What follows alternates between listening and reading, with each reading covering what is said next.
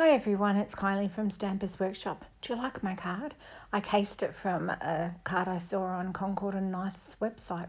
Anyway, I was just trying to do the inside of the card and I thought you might like some of these hints and tips. So basically I create a panel that's a little bit smaller than the card itself. I might stamp on it or I might add some pattern paper, but this time I wanted to use one of the coordinating dies. Now you can see here, I don't have the coordinating cardstock, so I just added some of the matching ink, which is Lawn Fawn's mermaid ink, and I just smushed it all over my white cardstock, and I've added some double-sided adhesive sheets to the background. Now the ink looks a bit splodgy, but it will smooth out over time. I've just adhered my die down with a post-it note just to hold it in place while I run it through my die cut machine. If you've got a magnet sheet, that probably helps a bit more, but I don't at the moment. Anyway, try and leave, after you've run it through your machine, try and leave the die in place. This will help a lot with the next step.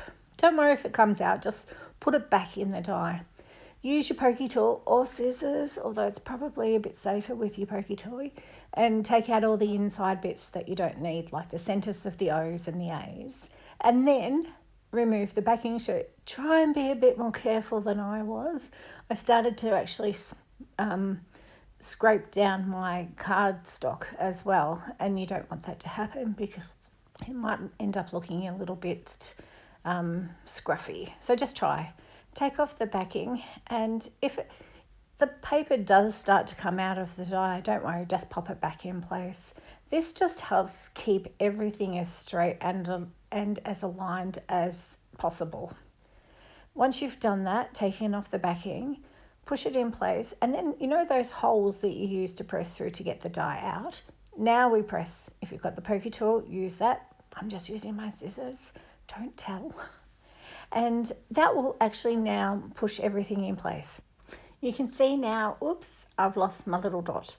But don't worry, I did find it. I think I must have poked it out when I was doing everything else. Because you've used the die, you can put everything in place, put it over the top, and it will line up perfectly. And then all that's left to do is add any extra stamping you want to do. I've kept mine really simple with just stamping hip hip hooray, and I'm using once again the coordinating Lawn Fawn ink. And because it's a birthday card, you could go on to add stars or balloons or something like that. I'm keeping it really simple because I'm not sure who this one's for at this stage. Then use your favourite adhesive to add to the back of your panel and put it inside your card. And you're done. I hope these hints and tips help. Thanks so much for watching. I hope you enjoyed it. Bye for now.